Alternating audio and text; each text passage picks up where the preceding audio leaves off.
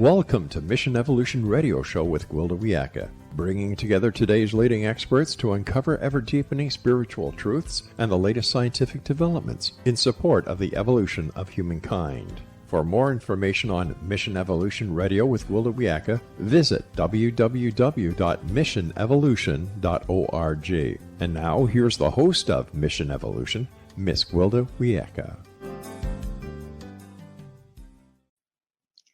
How many of us have grown up in the shadow of a depressed parent? What's the lasting damage? But most importantly, how do we move beyond it? Mission Evolution Radio TV show is coming to you around the world on the X-Zone Broadcast Network, xzbn.net. With us this hour to explore the devastating impact of being and growing up with a depressed parent is Dr. SHOSHANA Bennett. Following life-threatening postpartum depressions, Dr. Bennett helped pioneer the field of maternal mental health in the U.S.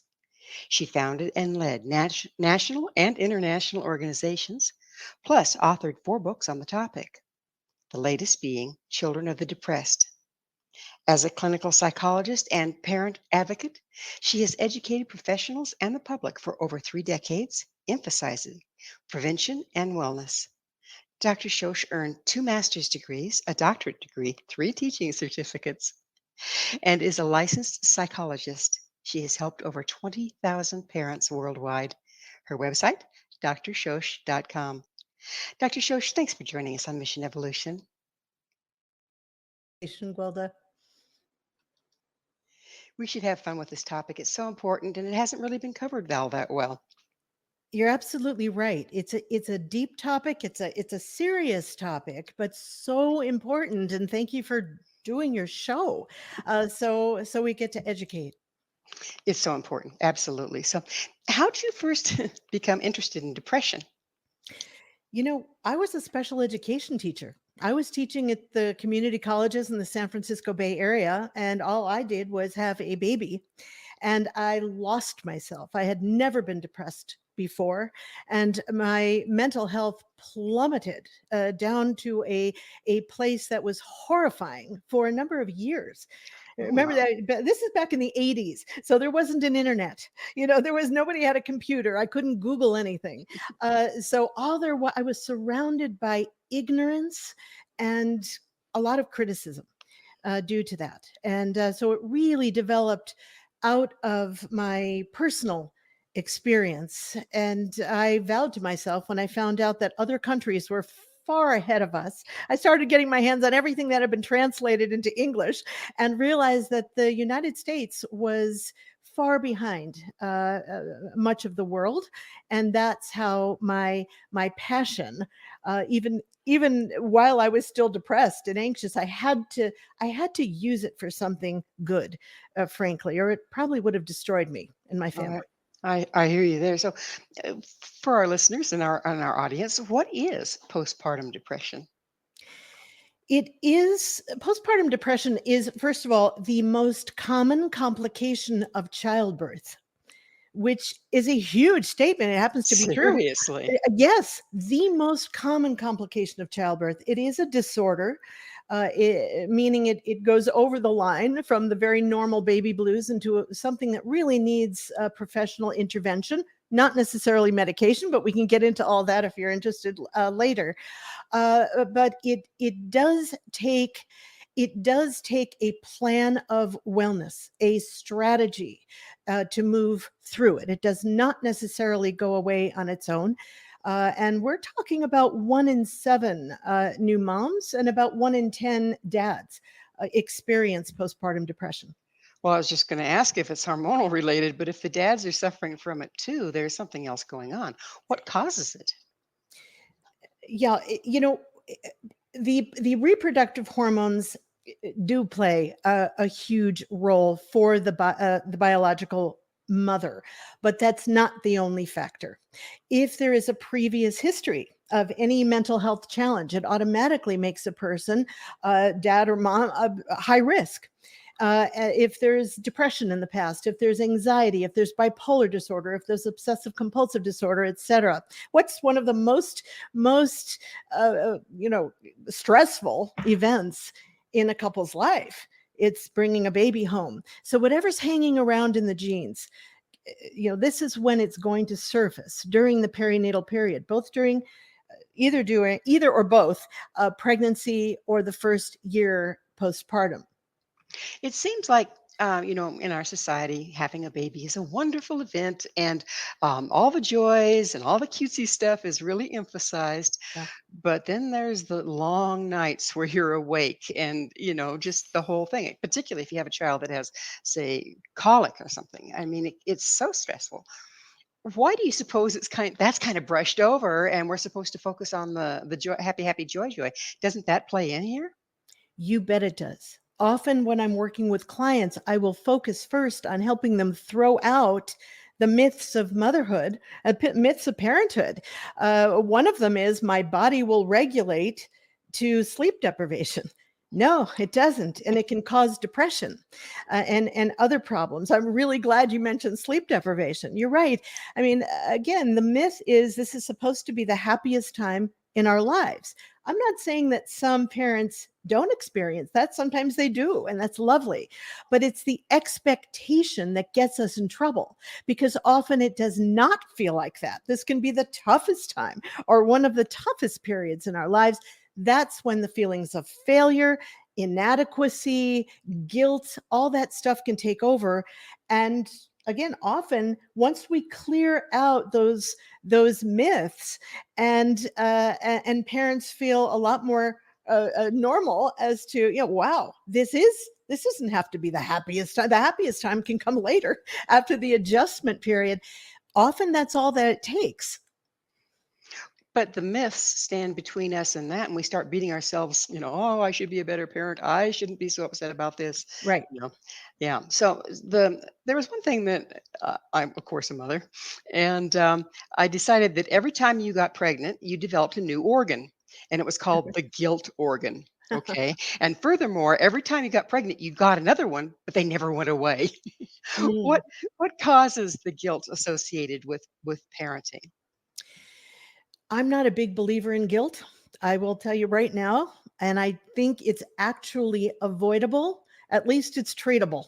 My goal for the people I work with is to be free from guilt. Look, if there's something that one needs to take responsibility for, that's something completely different, right? You step up, you take care of it, you fix it, and you move on. But guilt is taught. Guilt is not a natural emotion. It's a way to manipulate and control, period. I mean, Absolutely. Yeah. churches do it, parents do it, teachers do it, people in authority do it. But it's not helpful. To me, if there's something that needs to be fixed, skip the I'm a bad person, I'm a bad parent, in this case, stuff, and go right to what can I do to making it better. Often new parents, especially new mothers, equate the intensity of their guilt with love.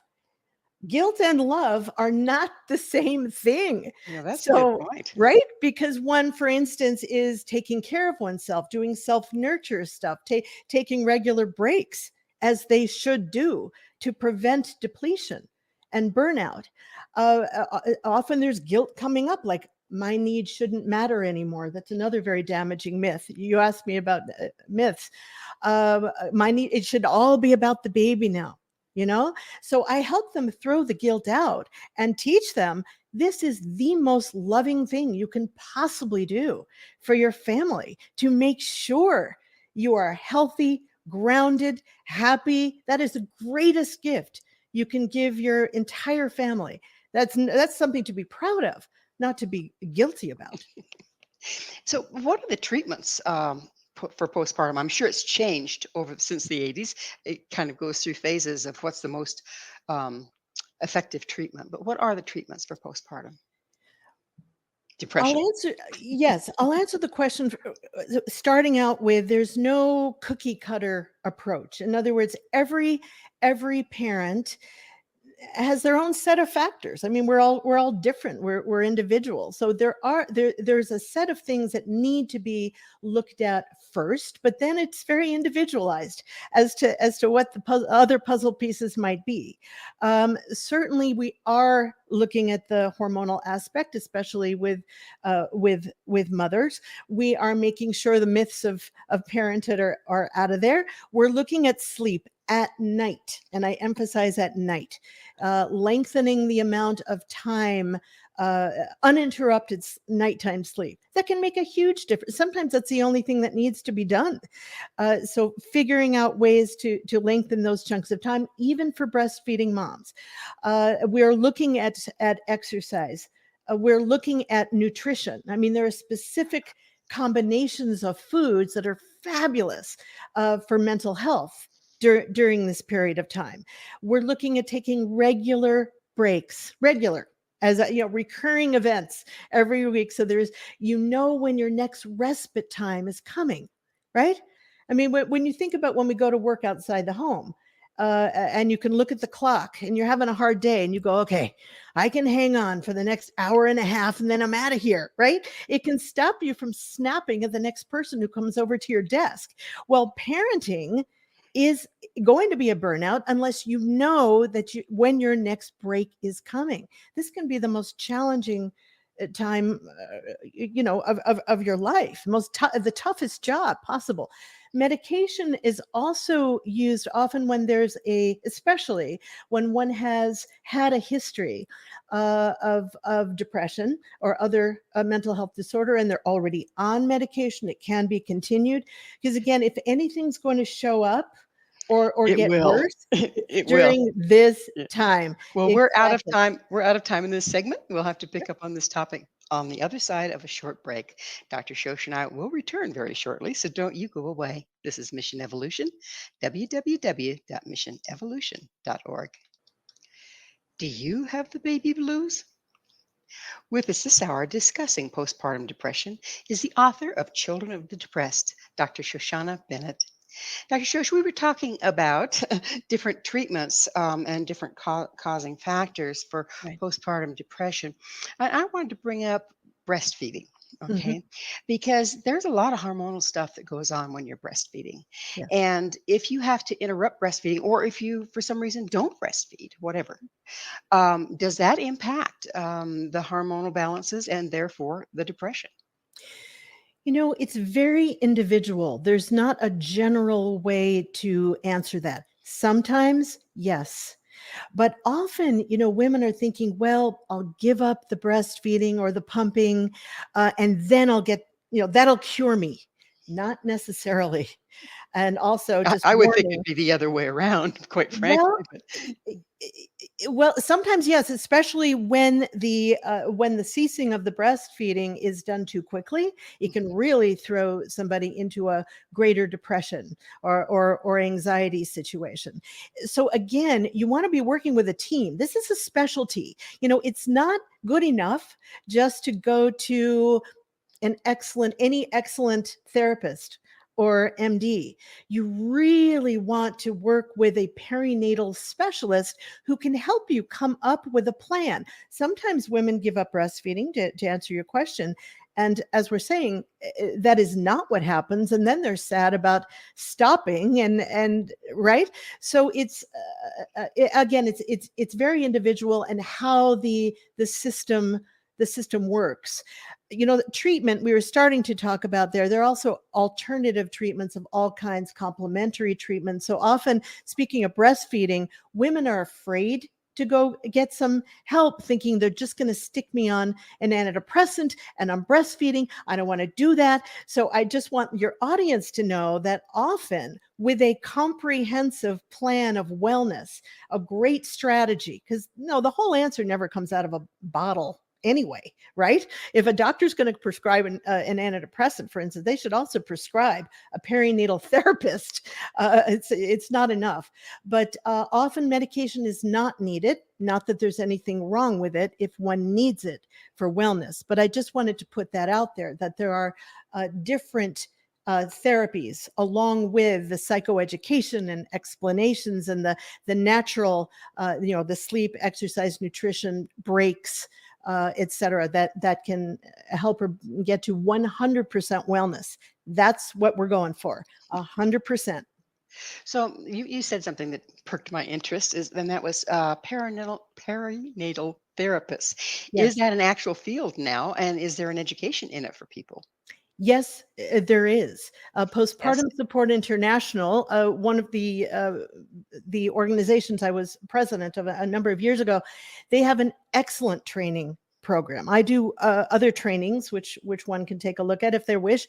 But yes, this is a specialty. So even if you're going to if a mom goes to a therapist who specializes in women's health, it's not enough. So you really want to focus on a perinatal mental health specialist. Yes. That makes sense because it's such a complicated issue. Yes. Yeah, yeah, you get the guilt, whether you want it or not, is mixed in there, and feelings of failure, and this isn't what I thought I signed up for, and on it goes. On top of whatever imbalance is causing the depression to start out with. Exactly. Maybe there's a loss. I mean, sometimes there is a miscarriage. All the body knows is that the pregnancy ended.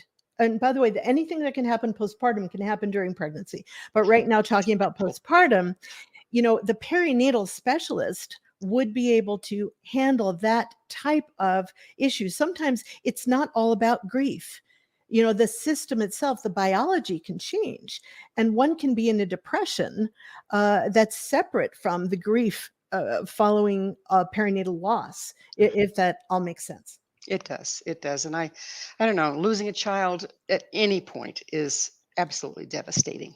My heart goes out to those people, and Yes. it has to throw you off. Yes. Um, How does postpartum depression differ from regular depression? I mean, we know that they're a mixed bag when you get Mhm. postpartum depression, but what's the difference? How can you tell the difference? One of the biggest myths out there, even with psychotherapists who haven't studied this particular area, what you will hear from them is depression. And there's no difference. It just happens, postpartum depression just happens to occur following the birth of a baby. But there's no difference at all. Not true. Anybody who has had depression previously and then develops a postpartum depression will tell you these are very different. For one, with the mom, the reproductive hormones, the endocrine system is involved in a way that it isn't at other times in our lives. So, for instance, with postpartum depression, mom might feel fine at 10 in the morning, be horribly anxious at 2 p.m., for instance, be depressed as anything at 6. We are up and down and all around. That's one of the hallmarks of the perinatal depression. Usually, with the other depressions, it's a constant flat. It's just down all the time. Not true with perinatal. So that is one of the biggest differences. And also treatment can be different. Although one might use, for instance, an antidepressant or some of the alternatives that they might use at other times in our lives, it might be for a very shorter duration. Dosage is different. So again, that's why it takes specialists. So let's talk about the dads. Okay, you Okay. wouldn't think that a dad would suffer from postnatal depression, but apparently you said they do. How does that work? What's going on there? They certainly can. Well, first of all, if they have a history of any mental health challenge, even a family history, they are at higher risk. Because sometimes the moms call me and say, "I'm really doing great. I'm really worried about my husband or my boyfriend." 1 in 10, generally, is the statistic for Okay, dads, that and many. that many. And if the mom is depressed, his rate jumps up from 24 to 50% chance Oof. of getting depressed. So that's why whenever possible, unless there's a reason not to, I will bring in the partner very early on in treatment to make sure that he has his own support, because often he's holding down the fort, right? He's the pillar that she's depending on. He's maybe he's doing the work, and then he's coming home and he's taking care of her and the baby, and maybe he's doing the housework, whatever else. Even she might be on leave, but he is picking up the pieces. And if he doesn't get his own support, breaks and etc., and somebody to talk to and somebody to unload to, he can start to slip down as she recovers. So we want to make sure, because he's holding it together. So she's recovering. And then he goes, oh my God, and everything starts to deteriorate. So for all kinds of reasons, dads need support. Look, they've just become a new parent too. And often in this society, which I'll get into if you'd like me to, we have really done a very bad number on fathers. Oh, yeah, don't get me started. We've done a very bad number on men in general. So, yeah. Correct. So it sounds like it would be a very complicated issue because not only are we dealing with, all the stressors, but also the relationship issue. So, say for instance, if the wife has really been the support for the husband, and all of a sudden all her focus is on the baby, he can feel like he's hanging out in the wind. There's so many interrelationship things that play in there. Is there a special therapy for couples as they're going through this process? Absolutely. And some of us work with couples, and for that very reason, because there are so many factors. I mean, there's the whole romance. What happens to that? I mean, often it just gets snuffed out. That's put way back on the on that burner, right? Because it's all about the baby now, and so the couple can really get lost. He might, yes, feel like a second class citizen. That happens quite a bit. So there are definite things that the couple needs to do. Yes, the mom needs support, the dad needs support, and they also need to make sure that the intimacy doesn't disappear. And so how easy that is in between diapers and bottles and midnight squalls. Let's talk about grandparents. We have a little time left in this segment. How about grandparents? Do they suffer with depression or anxiety? They certainly can. I work with grandparents quite a bit these days. It never used to be recognized as a thing, just like way back in the 80s when I started to pioneer this field. Moms, we weren't talking about moms either. Yes, grandparents are often raising their children, I raising their know. grandchildren, right? I know. Often that is the situation, or at least they're doing a lot of caretaking. It's very interesting what happened when my daughter became pregnant. When she became pregnant, I started to get some of the perinatal OCD symptoms back. Was it biochemical? No, I wasn't the pregnant one, but it was very interesting what got rekindled. It was fascinating. I was just kind of watching, as a researcher and as a psychologist, but at the same time as the grandparent going through it. So that is a fascinating and emerging new field. Well, we're about out of time in this segment, but I can certainly see how that might happen. And particularly in your case, when you had such a horrific time with it, it's like PTSD, every stage your daughter goes through, because you're so connected anyway, probably brings up the trauma that you suffered at the same point. Correct. Yes. Just amazing. Just amazing. And the same, you don't have to medicate grandparents as a rule, but don't they need therapy and support? Definitely support. I'm a big believer, of course, in working with the right therapist. I'm very, we in the field are very wellness oriented. At least we should be, and not disorder. Yes, you need to be educated about it, but it's about producing results. Absolutely. So learning about what's going on and then moving forward. It is that time for another station break. Dr. Shosh and I will be right back to continue this discussion. You stay right there. This is Mission Evolution, www.missionevolution.org. Do you feel trapped? This is Mission Evolution, missionevolution.org. With us discussing parental guilt and feeling trapped is Dr. SHOSHANA Bennett. Her website, drshosh.com. Dr. Shosh, when you are around someone that's being difficult or making you feel trapped and uptight, in normal situations, you always have the option of walking away. With an infant, not so much. Is it normal to feel trapped when you're going through tough times with your infant, like colic or restlessness or waking up a lot at night?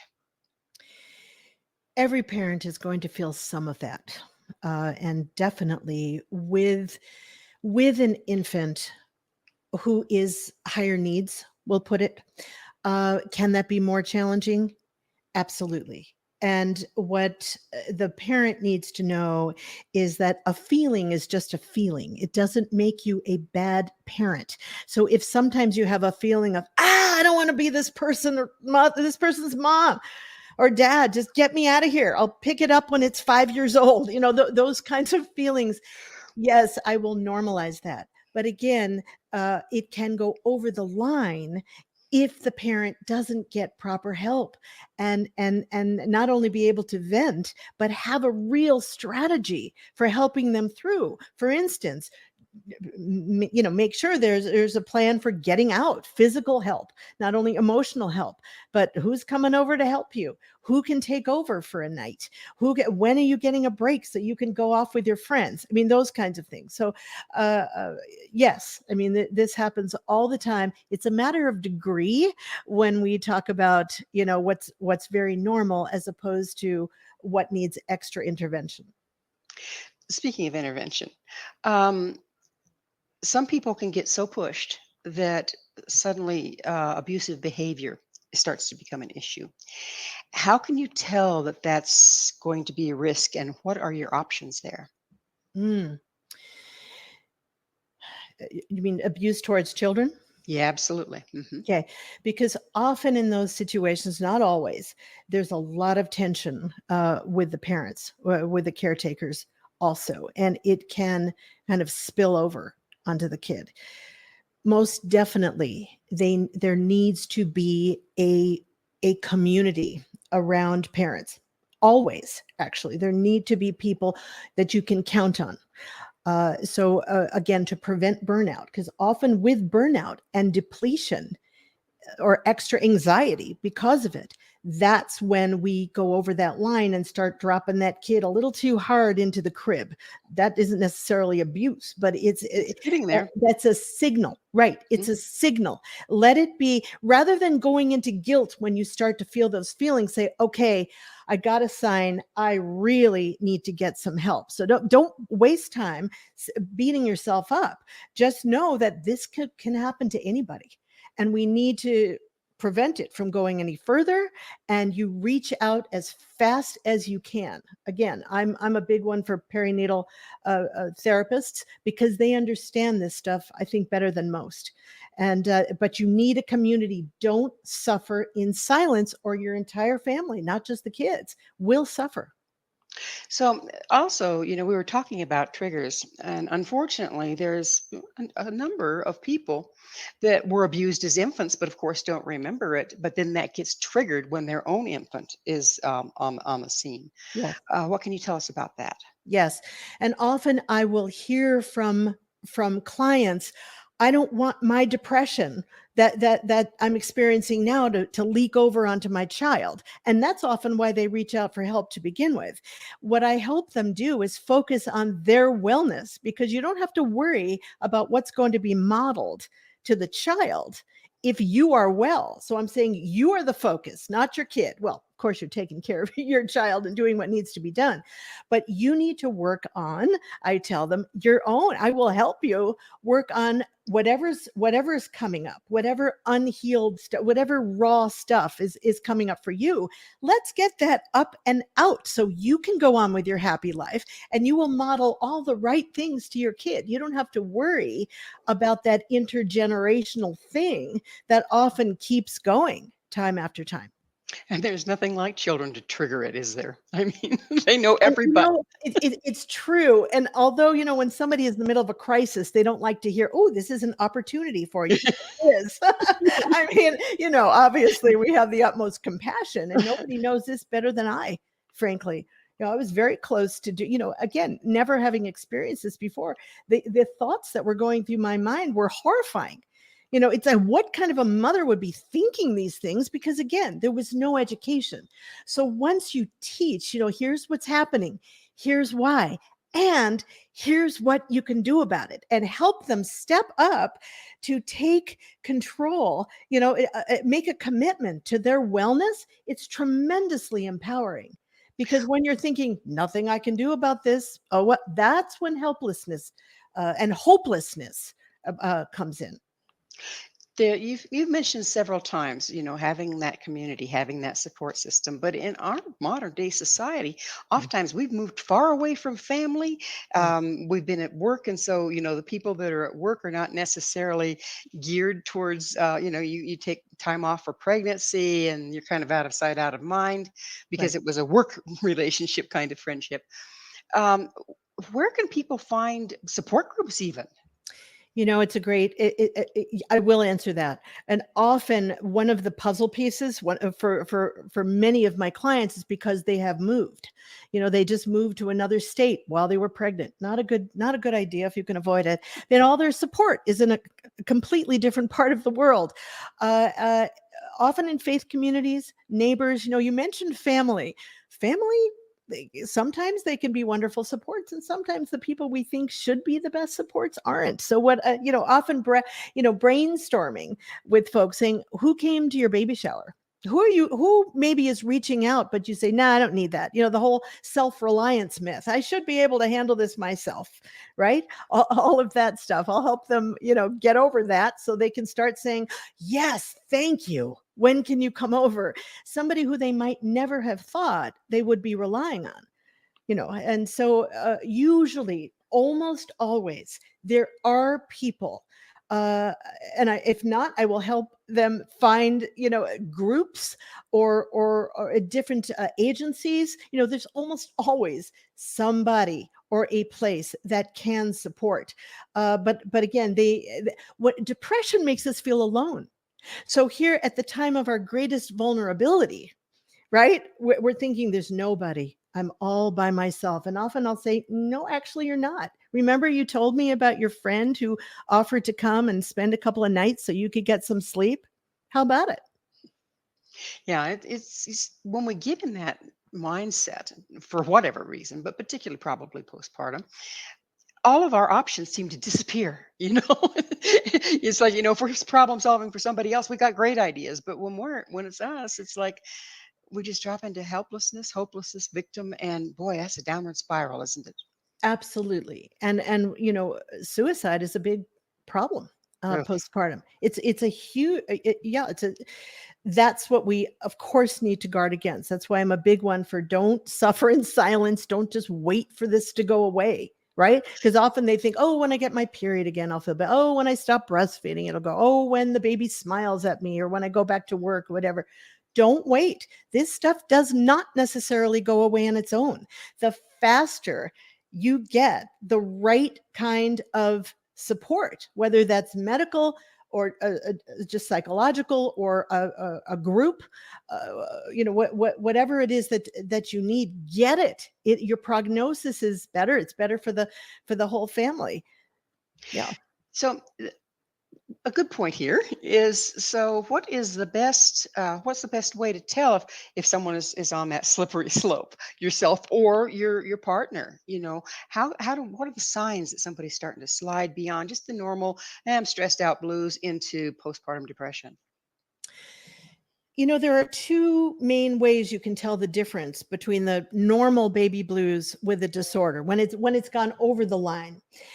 The normal baby blues, which most new parents experience, certainly new moms, about 80%, as a matter of fact, it doesn't feel good, but it's mild, for one. So the severity is not huge. It's mild, and it goes away. It should be gone by about 2 weeks or 3 weeks at the outset, postpartum. So those are the two main ways. If you're feeling like I did, once that placenta was delivered, I plummeted. It Oh, okay. overlapped the baby blues time, but it was severe. Then you don't wait. You don't wait. You reach out for help right away. um, uh, or if the baby blues doesn't go away and it spirals into something more severe. So again, it's the time, it's the duration and the severity that we're looking at. And again, you go for the specialized help. So sometimes when this is happening, just going to a regular new parents group really isn't enough. You need that specialized help again. And we're about out of time in this segment, but aren't mothers, first time parents, more prone to let it slide, not realize what's going on? Often, but not necessarily. Postpartum depression can happen after the birth of any of the children. So she might not have had postpartum depression the first 3 times, but on her fourth, she has a very bad situation. So this can happen at any time. That's why we need to educate all people who are ready for childbearing, even if they're not even pregnant yet. We It should be educate, so that you can tell what's normal and what's over that line when you should reach out. part of the childbirth classes. You So bet. it's time for that station break. So please stay with us as Dr. Shosh and I continue to explore depression and its impact on both adults and their children. Why don't kids come with an instruction manual? This is Mission Evolution, missionevolution.org.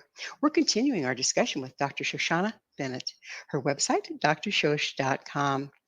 Um, Dr. Shosh, what are the major myths, what most damaging myths really about parenting? I'm going to launch right from what you just said, that this is instinctive, that parenting is instinctive. That if so, we wouldn't have so many parenting books out there, right? If this were instinctive, maybe intuitive, maybe we can rely on an intuition, but we're not geese. We don't just automatically do stuff out of instinct. We need to learn. More's the pity. Right, because so often there's that that inappropriate, I'll say, guilt of I should know what the cries mean, all of that. And also my needs don't matter anymore. If I love the kid enough, I should be able to do this all by myself. And breastfeeding should always be easy. Women have been doing this for thousands of years, and my life isn't going to change. I'm just going to throw that kid on my back and do that hike up that mountain. Now, I'm not saying that stuff never happens. Sometimes, it's easier than we think. But again, it's the expectations that get us in trouble, because when it doesn't look that way and feel that way and sound that way, that's when the feelings of inadequacy set in. And that's what can often cause depression and anxiety. So is it easier sometimes for children that aren't the last born or only children because they've seen their parents parenting and they've seen what it's like to have an infant in the house? Can that be helpful? It can be, but I'm going to avoid giving a too general an answer there. It is so dependent on what other factors are happening in the home. But could it be? Yes. It can. And if I may just jump back to the grandparent stuff, when I led the first postpartum depression group in the country, in my living room in Northern California. Again, there wasn't an internet, but the mothers of my clients, or not my clients yet, the participants in the group, the moms of the women who were depressed, would often come as supports. I would watch their mouths drop open. It's like, oh, I went through this also. And suddenly, it was like all the puzzle pieces for them suddenly fit. They didn't have any help at that time.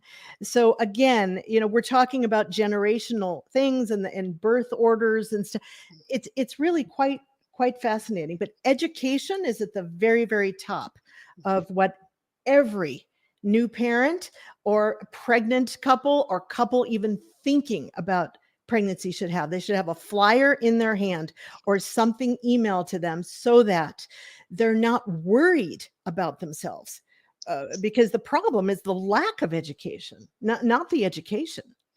Forewarned is forearmed. So if you are a depressed parent and you're in depression and you're doing your best to get out of it and you're doing all the right things, but what can we do in the interim to keep our depression from negatively impacting our children, not just the one that we just had, but the ones that we've already had? Right. Right. Because the consequences of untreated parental depression, well documented. So again, very important that you get some real help in getting a wellness strategy as fast as possible. You need regular breaks. This is true for all parents, actually. So this can prevent depression, not only help heal it, I'd like to say. So regular, I don't care if it's Monday, Wednesday, Friday from 2 to 4, whatever you need, line up whatever you can for regular recurring respite time for you. Know the people and their numbers, right? Stick it on your phone or whatever. The people you can really count on for emotional support, not the ones that you think ought to, but the ones you really can. You want to nibble throughout the day some really solid protein with a complex carb, for instance. I won't go into all of that. That's a whole talk in and of itself. But feeding your brain on a regular basis with certain nutrients can make a big difference. Have some respite whenever possible for at least a couple of nights, for even half the night. 5 hours of uninterrupted nighttime sleep can make the difference between depression and no depression. Am I answering your question, by the way? Well, you are, but I think where I'd like to go with it is, next question would be, what are the symptoms? What is the impact? What do we see in our children when they have had a depressed parent? An untreated depression in the parents, Hmm. we often see that kid avoiding. They might be in preschool under the table, not participating. They might be more fearful. There can be neurological problems, developmental problems, psychological problems. They are much higher risk for problems, certainly by the time they're teenagers. So it is serious when parents do not get help. So that's why I'm saying, so much of this can be avoided. Get help, not only for yourself, but for the rest of your family, so that you don't pass down those kinds of things. But yes, it makes the risk for the children in all areas, learning problems, all kinds of issues. So you can help avoid those by focusing on you getting well. So it's that time of the show, Dr. Shosh, when I get to ask, what's your mission? Oh, definitely for parents never to go through what my family did way back. So to be able to launch yourselves in as healthy way as possible, and to take care of yourselves, physically, emotionally, spiritually, intellectually, because the happy and healthy parents will be raising happy and healthy children moving forward. So, from the descriptions that you gave me of children, what the signs and symptoms and damage you see in children that have had untreated depressed parents, it sounds like it's almost kind of parallel with abandonment issues, like the parent just isn't there for them. Yes, their bodies might be there, but emotionally, I mean, I will tell you that one of the main passions is watching out for the children. I teach early childhood development, have for many years. One of my children developed a disorder, an attachment disorder, Mm. because physically I was there, emotionally I wasn't. I could barely get eye contact with her. So again, one of my biggest passions is taking care of the parents so the kids will be okay.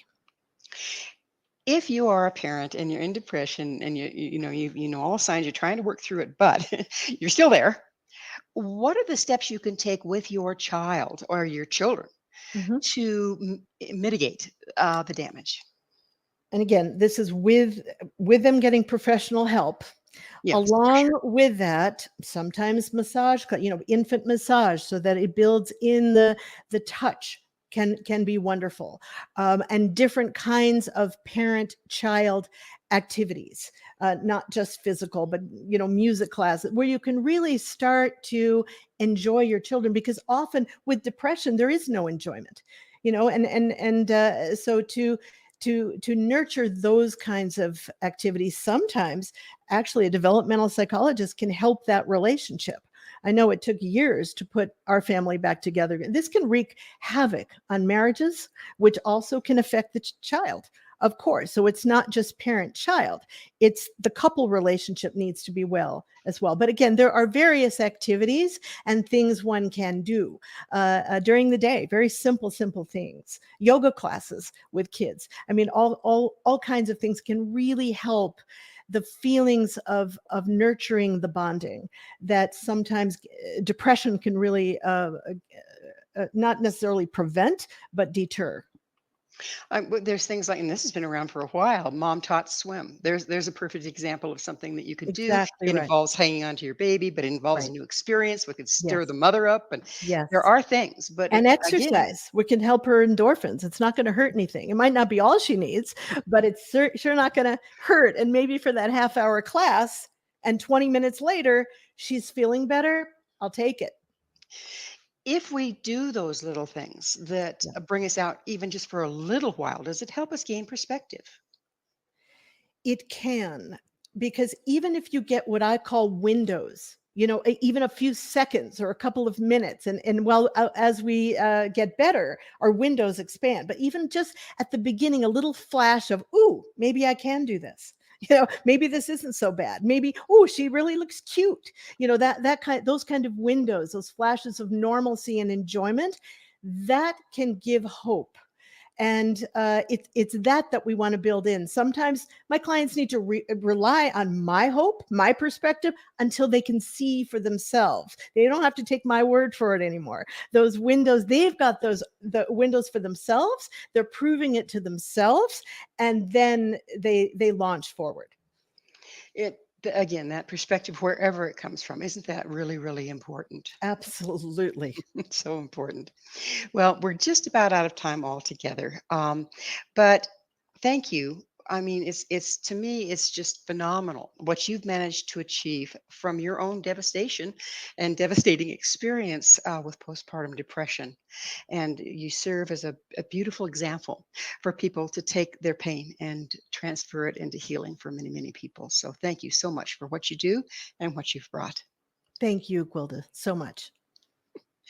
Dr. Shosh has been our guest this hour. She's a pioneer in the field of maternal health and author of 4 books, including Children of the Depressed.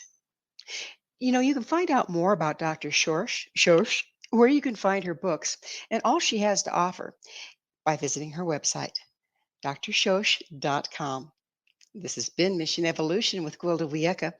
For more information or to enjoy our past archived episodes, visit www.missionevolution.org.